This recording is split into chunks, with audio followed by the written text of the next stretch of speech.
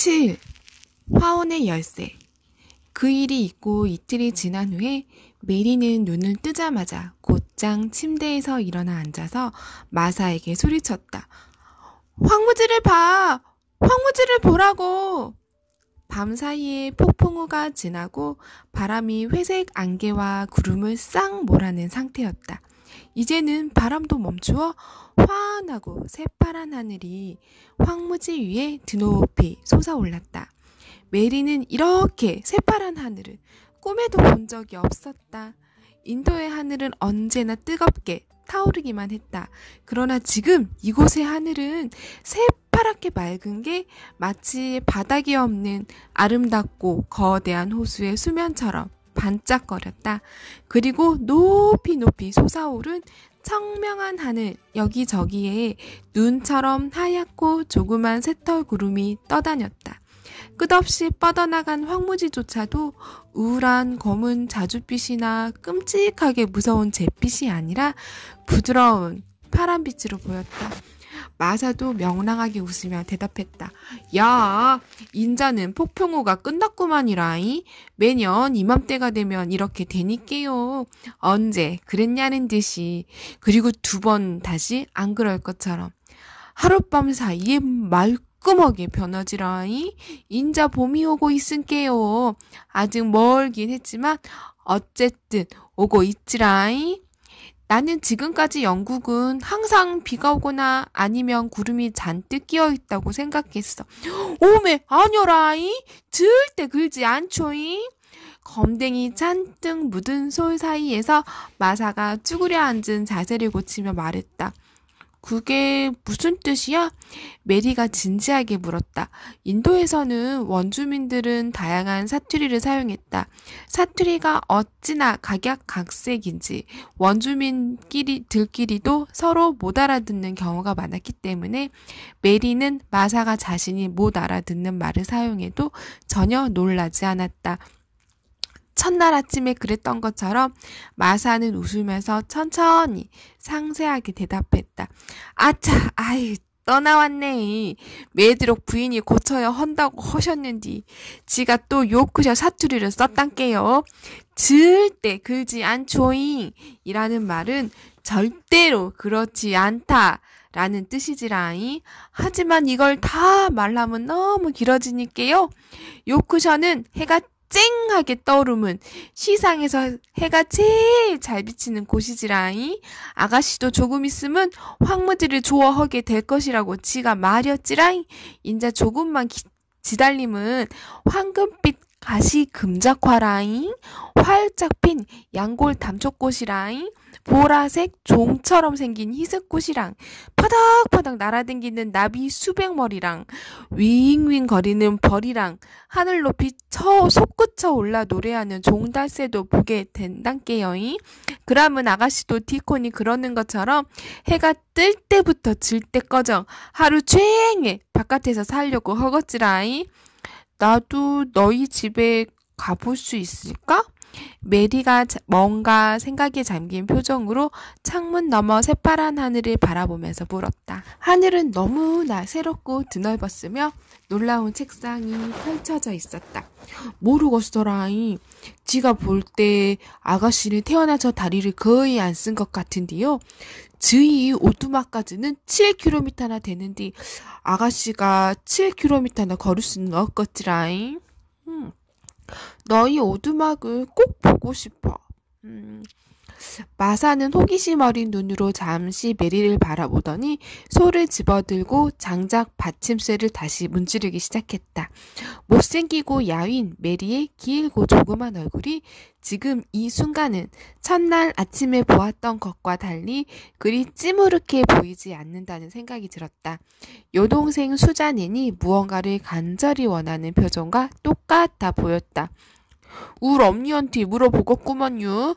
울 엄니는 무슨 일을 어떻게 해야 하는지 항상 잘 알고 계신께요. 오늘은 쉬는 날인께 집에 가거들랑 물어볼라요. 아, 정말 좋구만이라잉. 메드록 부인은 울 엄니를 솔찬히 생각해 준께. 아마 울 엄니가 메드록 부인한테 부탁할 수도 있겠지라잉. 나는 너희 엄마가 좋아. 메리가 말하자 마사가 계속 소질을 하며 동의했다. 지도 아가씨가 그런 줄 알고 있단께요. 나는 너희 엄마를 본 적이 없어. 구야 그러지라잉. 마사는 이렇게 대답하고 나서 다시 쭈그리고 앉으며 손등으로 코끝을 문질렀다. 순간적으로 당황한 것 같았다. 하지만 아주 긍정적인 결론을 내렸다. 그야 울 엄니는 사리가 분명하고 일도 강단지게 하고 성격도 좋고 깨끗한께 울 엄니를 본 사람이든 안 본 사람이든 누구나 울 엄니를 좋아할 수밖에 없은께요. 그리고 지도 쉬는 날에 엄니를 보러 집으로 갈 때에는 황무지를 지나면서 기뻐서 껑충껑충 뛴단께요. 나는 디콘도 좋아. 그런데 디콘 역시 본 적이 없어. 메리가 덧붙이자 마사가 씩씩하게 말했다. 그야 지가 아가씨언티 새들도 그 애를 좋아하고 산토끼랑 사냥이랑 망아지랑 여우들조차 그 애를 좋아한다고 말했은게요. 그란디. 마사가 곰곰이 생각하는 표정으로 메리를 쳐다보며 덧붙였다. 디코는 아가씨를 어째 생각할지 모르겠네요. 디코는 나를 싫어할 거야. 누구나 그러니까.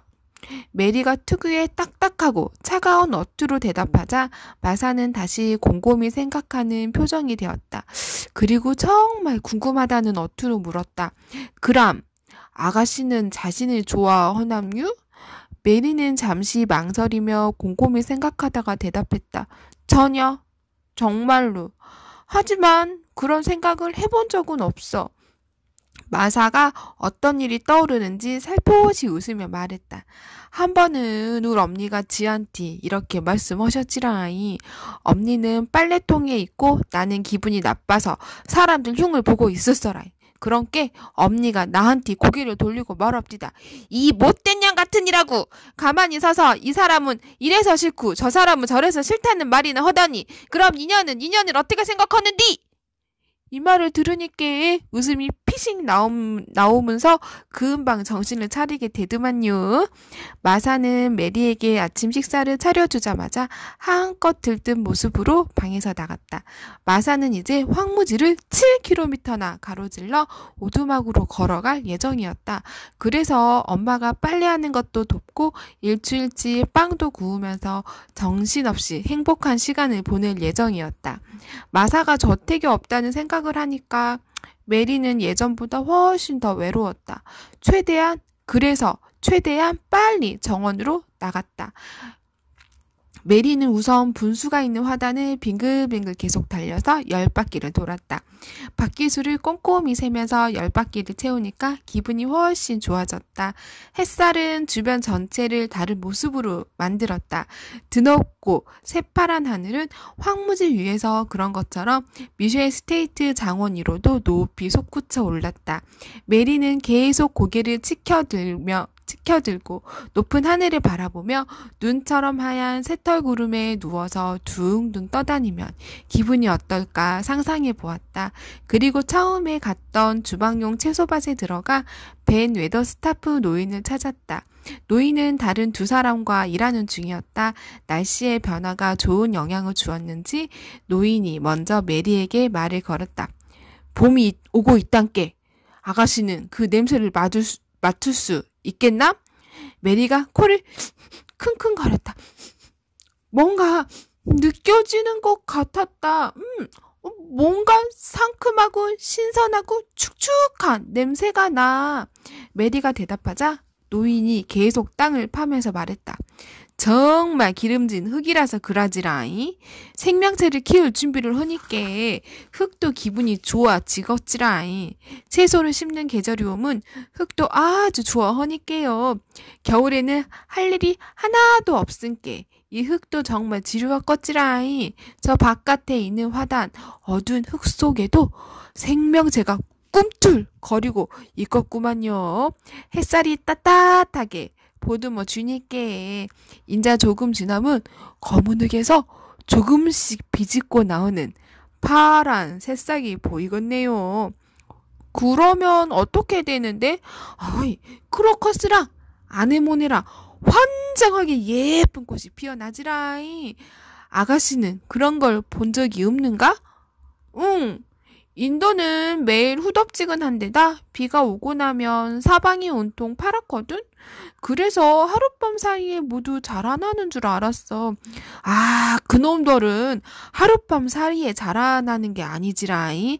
가만히 지다릴 줄도 알아야 한단께요. 이 짝에서 비집고 나오는 것 같다가도 저 짝에서 더 많이 비집고 나오는디. 아이, 오늘 잎사귀 하나가 피면 내일은 다른 잎사귀가 피는 시기지라이. 아가씨도 지켜보란께. 그래, 그렇게 할게. 메리가 대답했다. 그런데 부드럽고 날개를 파닥이는 소리가 또 들렸다. 메리는 소리를 듣자마자 울새가 또 나타났다는 걸 알아챘다. 울새는 아주 활기차고 당당하게 메리 발치 바로 옆을 쫑쫑쫑 뛰어다녔다. 그러면서 머리를 한쪽으로 기울인 채 아주 수줍은 표정으로 메리를 쳐다보았다. 메리가 노인에게 물었다. 이 새가 나를 기억하는 것 같아? 그러자 노인이 벌컥 목소리를 높이며 대답했다. 아가씨를 기억하냐고라이? 야는 채소밭에 있는 배추 한 포기까정 모두 알고 있으니까 사람은 멀을 것도 없겠지라이. 야는 지금까정 이곳에서 꼬마 기집애를 본 적이 없으니까 아가씨에 대해서 모조리 알아내려고 단단히 작정했단께요. 아가씨가 이놈한테 무얼 숨기려 해도 아무 소용이 없을 거구먼. 이 새가 사는 화원의 검은 흙 속에서도 생명체가 꿈틀거리고 있을까? 메리가 묻자 노인이 다시 무뚝뚝해지며 반문했다. 어떤 화원이요? 오래된 장미나무가 있는 화원. 꽃나무가 모두 죽었을까? 아니면 일부가 여름에 다시 살아날까? 아직도 장미나무가 있을까? 메리는 너무나 알고 싶었기 때문에 묻지 않을 수 없었다. 그러자 노인이 울새에게 어깨짓을 하며 대답했다. 이놈한테 물어보란께요. 이놈이 그거라는 유일한 놈인께. 다른 사람은 10년 동안 그 안을 아무도 못 봤은께. 10년이면 정말 긴 시간이라는 생각이 들었다. 메리가 바로 10년 전에 태어났으니까. 메리는 생각에 잠겨 천천히 다른 곳으로 걸어갔다. 메리는 울새랑 디콘 그리고 마사 엄마가 처음부터 좋았다. 그리고 그 화원도 처음부터 좋았다. 요즘에는 마사도 점점 좋아지고 있었다. 이렇게 생각하니 누구를 좋아하는데 익숙하지 않았던 아이치고는 좋아하는 사람이 꽤 많아진 것 같았다. 메리는 울새도 한 사람으로 치고 있었다. 메리는 나무 꼭대기가 보고 싶어서 담쟁이 덩굴로 뒤덮인 바깥담의 기다란 산책로로 걸어갔다. 그리고 오가며 걷기를 2번째 하고 있을 때 정말 신기하고 흥미진진한 일이 벌어졌다. 모든 게 벤 웨더 스타프 노인의 울새 덕분이었다. 지지배배 지저귀는 소리가 들려서 왼편에 있는 훤한 화단을 쳐다보니 울새가 쫑쫑쫑 뛰어다니며 부리로 흙을 쪼아대는 척하고 있었다. 마치 자신은 메리를 따라오는 게 아니라고 주장하는 것 같았다. 하지만 메리는 울새가 자신을 따라왔다는 걸 깨달았다. 그와 동시에 놀라움과 기쁨이 온몸 가득히 차올라 몸이 약간 떨릴 정도였다. 너는 나를 분명히 기억하는구나. 분명히 기억해. 너는 정말 이 세상 그 무엇보다도 예쁜 새야. 메리는 달콤하게 지저귀듯 말을 걸었고 울새는 꼬리를 퍼덕이고 쫑쫑쫑 뛰면서 지지배배 거렸다. 마치 무슨 말을 하고 있는 것 같았다. 새의 붉은 가슴은 공단으로 만든 조끼 같았는데 가득 부풀린 조그만 가슴이 너무나 멋지고 우아하고 아름다워서 마치 자신이 비록 울새이긴 하지만 사람처럼 아주 중요한 존재라는 걸 메리에게 과시하는 것 같았다. 그리고 메리가 더 가까이 접근해서 고개를 숙이고 울새 목소리를 그대로 흉내내는 걸 울새가 허락해 주는 것 같았다. 그 순간 메리 아가씨는 자신이 지금까지 심술쟁이로 살았다는 사실을 훌훌 털어버렸다. 메리가 그렇게 가까이 다가갈 수 있게 울세가 허용했다는 사실을 생각해보라. 울세는 메리가 무슨 일이 있어도 자신을 손으로 잡지 않을 것이며 어떤 시기로든 조금도 놀래키지 않을 거란 사실을 분명히 알고 있었던 것이다. 울세는 진짜 사람이기 때문에 이 세상 그 누구보다 착한 사람이기 때문에 그걸 안 것이다. 메리는 너무 행복해서 감히 숨도 쉴 수 없었다. 화단도 사실은 완전히 횡한 건 아니었다. 겨울을 나라고 단연생 식물을 뿌리만 남기고 줄기는 잘라 내 꽃이 없긴 했지만 화단 뒤쪽에는 높고 낮은 꽃나무들이 함께 자라나고 있었다. 울새가 바로 그 밑에서 쫑쫑거리며 뛰어다녔다. 메리는 이제 막 파헤쳐진 조그만 흙더미 위로 뛰어오르는 울새를 보았다. 메리는 그곳에서 벌레를 찾고 있었다. 흙이 파헤쳐진 건 개 한 마리가 두더지를 잡기 위해 구멍 깊숙한 곳까지 발로 긁어댔기 때문이었다.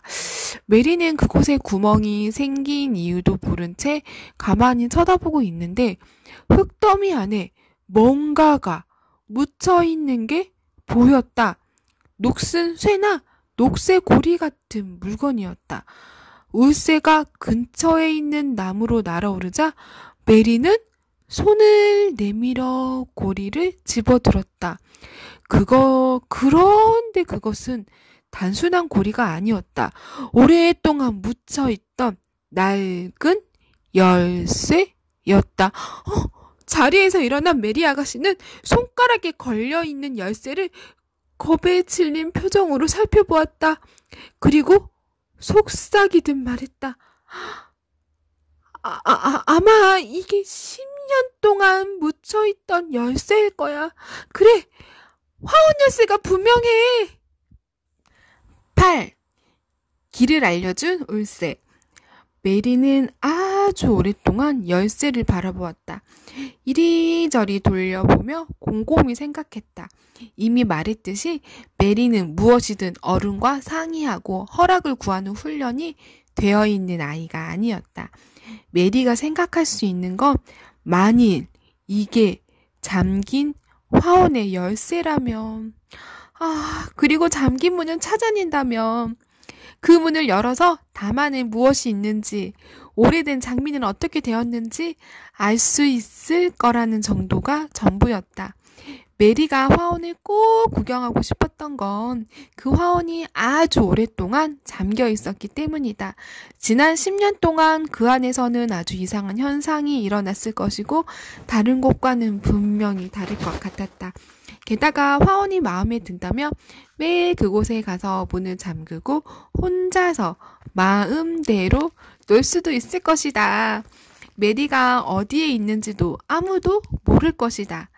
화원 문은 여전히 잠겨있고 열쇠는 땅속에 묻혀있다고 생각할 테니까. 이렇게 생각하자 메리는 아주 기분이 좋아졌다. 메리는 문이 잠겨있는 신비로운 방이 100여 개나 되는 저택에서 장난감도 하나 없이 항상 혼자 놀다 보니까 멈췄던 두뇌가 움직이고 상상력도 깨어나기 시작했다.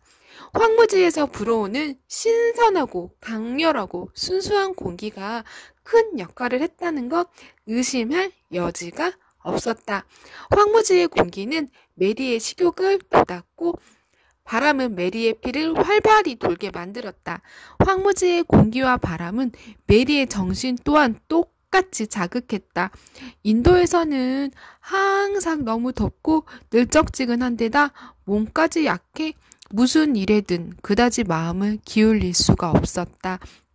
하지만 이곳에서는 관심이 가는 것도 많고 하고 싶은 것도 많았다. 메리는 그 이유를 알 수 없었지만 심술쟁이 기질이 훨씬 많이 줄어든 것은 느낄 수 있었다. 메리는 열쇠를 주머니에 넣고 산책로를 오르내리며 걸었다. 자신을 제외한 그 누구도 이곳에 오지 않는 것 같아서 메리는 천천히 거닐며 그 위에서 자라는 담쟁이 덩굴을 살필 수 있었다. 담쟁이 덩굴은 방해물이었다. 아무리 자세히 살펴보아도 번들번들 무성하게 자라는 진녹색 잎사귀만 보였다. 메리는 정말 너무나 실망스러웠다. 담을 따라 천천히 걸으며 그 너머에 있는 나무 꼭대기를 바라보는 동안 메리의 심술쟁이 기질이 조금씩 되살아났다. 메리는 바로 옆에 있는데도 안에 들어갈 수 없는 현실이 정말 어이없다고 혼자서 중얼거렸다. 그리고 주머니에 열쇠를 넣어둔 채 저택으로 돌아가면서 밖으로 나올 때마다 항상 이 열쇠를 지니고 다녀야겠다고 마음을 먹었다. 그래야 숨겨진 문을 찾자마자 곧바로 들어갈 수 있을 테니까. 메드록 부인은 마사에게 오두막에서 하룻밤 자고 천천히 와도 좋다고 허락했지만 마사는 어느새 돌아와서 아침 일찍부터 맡은 일에 열중하고 있었다. 두 뺨이 여느 때보다 발그스름한 게 아주 상쾌한 표정이었다. 나 새벽 4시에 일어났단께요. 새덜이 깨어나고 산토끼덜이 이리저리 뛰어다니고 해가 떠오르는 황무지는 정말로 아름답지라이. 계속 걸어온 것도 아니오라이. 도중에 어떤 사람이 마차를 태워줘서 정말이지 너무나 즐거웠단께요. 하루를 밖에서 보내고 돌아온 마사에게는 이야기가 끊이지 않았다. 마사 엄마는 딸을 보고 아주 기뻐했으며 함께 빵을 굽고 빨래까지 모두 해치웠다. 마사는 흑설탕을 조금 넣은 케이크 반죽을 동생들 몫으로 하나씩 만들어 놓기도 했다. 동생들이 황무지에서 놀다 들어올 때마다 막 구워서 뜨거운 케이크를 하나씩 주었지라이. 빵을 굽는 향긋하고 상쾌하고 뜨거운 냄새가 어두먹에 가득하고 불도 활활 타오른 게 동생들 모두가 기뻐서 소리를 질렀지라이. 우리 디코는 우리 오두막은 왕이 들어와서 살아도 넉넉한 좋은 집이라고 말이었어라이. 초저녁에는 마사 가족 모두가 벽난로 주변에 모여 앉았는데 마사는 엄마와 함께 찢어진 옷을 입고 구멍난 양말을 꿰맸다. 마사는 식구들에게 검덩이덜이 평생 동안 시중을 들어줘서 결국에는 혼자 양말 신는 법조차 모르는 인도에서 온 여자아이에 대해서도 상세히 이야기했다. 야, 우리 식구들이 아가씨에 대한 이야기를 무척 좋아하더만요. 검둥이들에 대해서 그리고 아가씨가 타고 온 커다란 배에 대해서까지 자세히 알고 싶어 하더라고요. 하지만 충분히 야구할 수가 없었지라. 메리는 이 말을 듣고 가만히 생각한 다음에 말했다. 그러면 훨씬 많은 걸 이야기할 수 있도록 다음 쉬는 날까지 아주 많은 걸 알려줄게. 장담하건대 코끼리나 낙타를 타는 이야기도 그렇고 장교들이 호랑이 사냥을 나갔던 이야기도 너희 가족이 좋아할 거야. 마사가 아주 기쁜 얼굴로 감탄했다. 아이고 세상에. 그러면 우리 식구들이 정신이 나갈 정도로 좋아할 거구만요. 참말로 그렇게 해줄란가요, 아가씨? 그 정도면 예전에 요크셔에서 벌어졌다는 야생 동물 쇼에 대해서 듣는 것과 비슷하겠구먼요. 메리는 머릿속 기억을 더듬는 듯 천천히 말했다. 인도는 요크셔와 아주 다른 곳이야. 미처 생각을 못했는데 디콘과 너희 엄마도 나에 대한 이야기를 좋아했어? 그러머니라이. 우리 디코는 눈을 너무 동그랗게 떠서 하마터면 밖으로 튀어나올 뻔했단께요. 하지만 우리 엄니는 아가씨가 항상 혼자 지낸다는 야구를 듣고 맴이 상하셨지라이. 그래서 이렇게 말씀했지라이. 그레이븐 씨가 아가씨에게 가정교사나 보모 같은 사람도 붙여주지 않았는가? 그래서 내가 대답했지라. 야, 안 붙여줬어라이. 그런디 메드록 부인이 말하길 주인님이 나중에 생각나면 그렇게 하실 거라고만요. 하지만 앞으로 2, 3년은 지나야 주인님이 그런 생각을 하실 거라는 말씀도 하더만요. 나는 가정교사가 싫어. 메리가 날카롭게 말했다. 하지만 우리 엄니는 아가씨가 인자는 책을 보고 배워야 한다고 그러고 아가씨를 돌볼 여자가 있어야 한다면서 요렇게로 말하던디요. 그께 마사 그렇게 크다란 저택에 엄니도 없이 니그 혼자서 싸돌아 댕겨야 한다면 니그 기분이 어쩔지도 생각해야 한다이. 앞으로는 내가 아가씨 기분을 북돋아 주도록 최선을 다해야 한다이. 그래서 그러겠다고 대답했지라이. 메리는 마사를 오랫동안 찬찬히 바라보다가 말했다. 내가 내 기분을 북돋아 준다고? 아이, 그런 말을 들으니 기분 좋네. 곧이어 마사가 방에서 나가더니 두 손을 앞치마 속에 집어넣은 채 돌아왔는데 손에 무언가를 쥐고 있는 것 같았다. 마사가 쾌활하게 웃으며 말했다. 어찌 생각할지 모르겠는데 내가 아가씨한테 선물을 가져왔구만이라이. 선물? 메리가 깜짝 놀라며 소리쳤다. 조그만 오두막에서 굶주리며 사는 14 식구가 어떻게 다른 사람에게 선물을 할 수 있단 말인가? 아이, 장사꾼이 마차를 몰고 황무지를 돌아다니는데 우리 집 앞에 마차를 세웠지라이. 그릇이나 단지, 프라이팬 같은 온갖 잡동사니가 있는데 우리 엄니한테는 무엇을 살 만한 돈이 없었지라이. 그래서 장사꾼이 다른 곳으로 가고 있는데 우리 꼬마 엘리자베스 엘렌이 소리치더만요. 엄니, 저기에 손잡이가 빨갛고 파란 줄넘기도 있는데요. 그런께 엄니가 갑자기 소리를 쳤지라. 여보시오, 멈추시오 아저씨, 그것은 얼마란가요? 그께 아저씨가 말했지라. 2펜스. 엄니는 주머니를 뒤지기 시작했어라. 그러고 나에게 말했지라. 마사야, 내가 착한 아가씨한답게 봉급을 모두 갖다 주어서 나아가 그 돈을 모두 너희 나누어 고스란히 보관하고 있단다이. 그란디 그 아가씨한테 줄넘기를 사줄라면 거기서 이 페니를 꺼내야 쓰겄구나. 그럼시롱 이걸 사주더만요. 자, 여기 써라이. 마사가 앞치마 밑에서 줄넘기를 꺼내 아주 자랑스럽게 보여주었다. 튼튼하고 가느다란 줄인데 양쪽 끝에 빨간색과 파란색 줄무늬 손잡이가 달려있었다. 하지만 메리 레녹스는 전에 줄넘기를 본 적이 없었다. 그래서 어리둥절한 눈으로 가만히 바라보며 신기하다는 어투로 물었다. 그건 뭐 하는 건데? 뭐라고라이? 그 말은 인도에 줄넘기 줄이 하나도 없단 뜻이란가요? 아이, 코끼리도 있고 호랑이도 있고 낙타도 있으면서 아이고, 그곳 사람 거의 모두가 까맣게 생긴 것도 당연하구만. 이건 이렇게 하는 것인께 잘 지켜보시오잉. 마사는 방 한가운데로 뛰어가서 줄넘기 손잡이를 한 손에 하나씩 잡고 줄을 넘고 또 넘으면서 줄넘기를 시작했다. 메리는 의자를 돌려놓고 마사를 가만히 쳐다보았다. 오래된 초상화에 담겨있는 기묘한 얼굴들도 모두 마사를 바라보면서 오두막에 사는 이 하녀가 어떻게 바로 자기들 코 밑에서 겁도 없이 저럴 수 있냐고 의아해하는 것 같았다. 하지만 마사는 그들에게 시선도 주지 않았다. 메리 아가씨의 얼굴에 나타난 관심과 호기심이 즐거울 뿐이었다. 그래서 계속 줄을 넘으며 숫자를 세더니 100번을 채우고 나서야 줄넘기를 멈추었다. 예전에는 이것보다 많이 넘을 수 있었는데요. 13살 때는 500번이나 넘었은게요. 하지만 그때는 지금처럼 뚱뚱하지도 않고 연습도 많이 했지라이. 메리가 서서히 재미를 느끼며 의자에서 일어났다.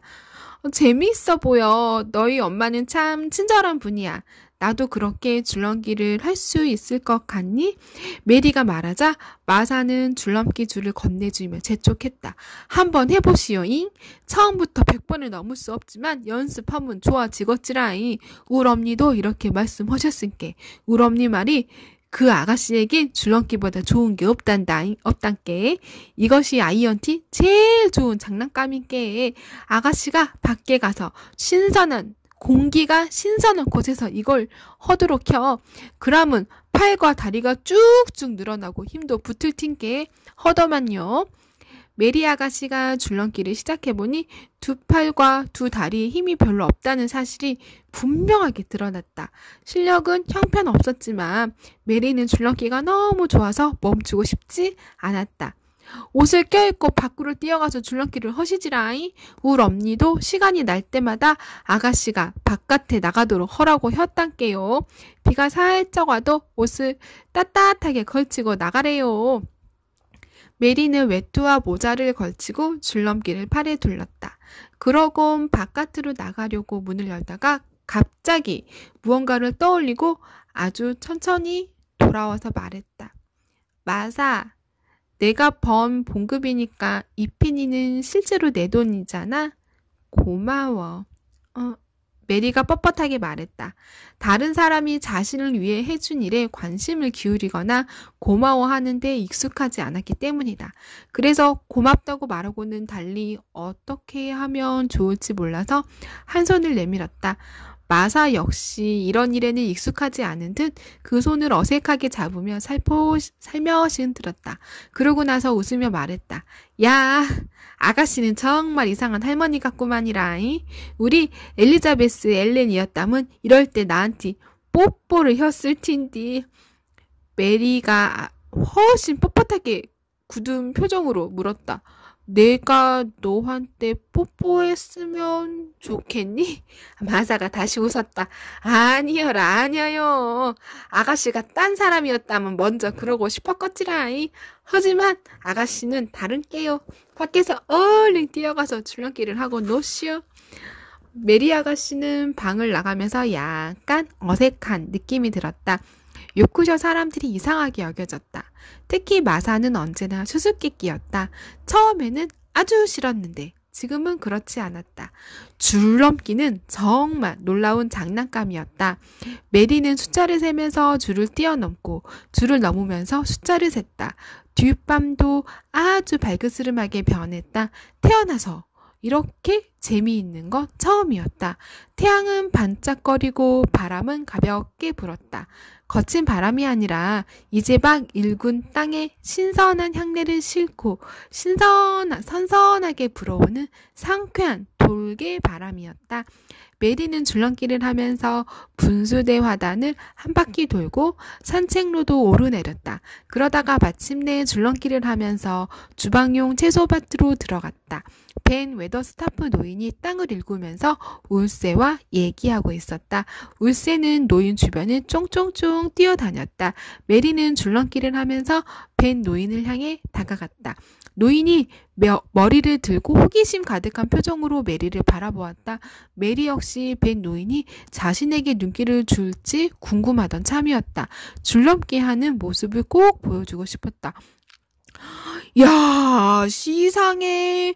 아가씨도 결국엔 아그였구만이라잉. 이제 본게 아가씨 피 속에도 시큼한 버터밀크 대신 아그들 피가 흐르는 것 같네요. 줄넘기 때문에 뒷밤이 팔그스름하게 변한 게 내 이름이 벤 웨더스타프인 것만큼이나 분명하겠지라잉. 아가씨가 줄넘기를 할 수 있다니 도저히 믿을 수가 없구먼요.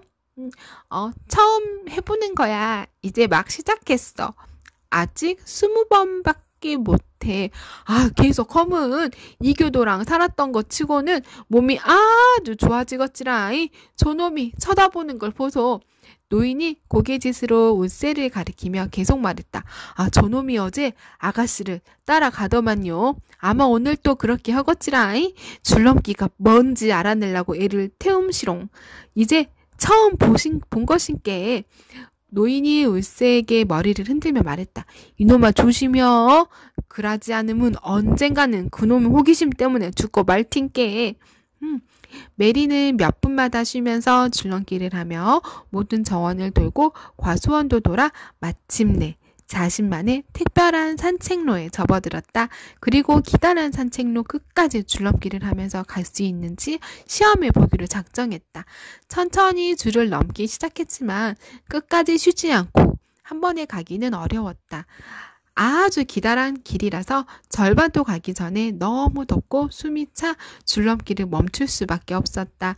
하지만 벌써 30번을 넘었기 때문에 그다지 신경 쓰지 않았다.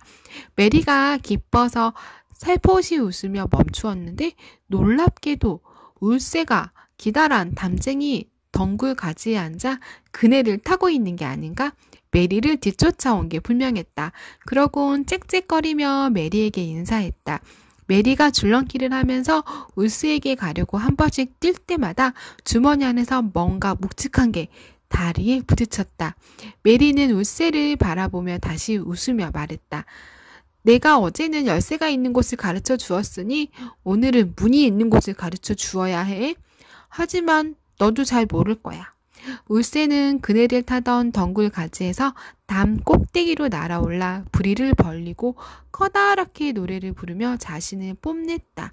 이 세상에 한창 뽐내는 울새보다 더 귀엽고 사랑스러운 건 없었다. 그리고 울새는 언제든 항상 그런 모습을 보이기 마련이었다.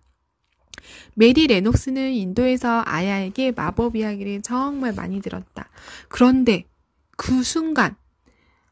바로 그 순간에 마법이 일어났다. 상쾌한 돌개바람이 산책로로 밀려들었는데 아까보다 비교적 강한 바람이었다. 나뭇가지를 파도치게 만들고 다듬지 않아 담에 걸린 채 길게 흘러내린 담쟁이 덩굴을 뒤흔들 정도였다.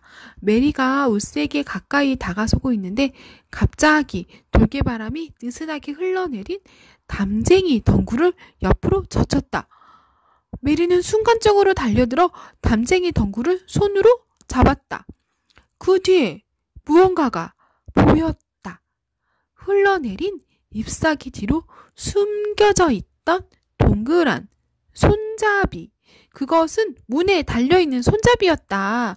메리는 잎사귀 밑으로 두 손을 집어넣고 무성한 담쟁이 덩굴을 옆으로 밀고 당기기 시작했다. 나무와 철문 너머까지 빡빡하게 뒤엉켜 있는 부분도 있었지만 전체적으로 담쟁이 덩굴은 흔들리는 커튼처럼 느슨하게 매달려 있었다. 메리는 너무 기쁘고 흥분이 돼서 심장이 콩콩 뛰고 두 손이 살짝 떨리기 시작했다. 울새는 자신도 메리만큼 기쁘다는 표정으로 머리를 한쪽으로 기울인 채 계속 지저귀며 노래를 불렀다. 손에 잡힌 이것은? 쇠로 만드니 네모난 것은 뭘까? 손으로 더듬어 보니 구멍도 하나 느껴졌다.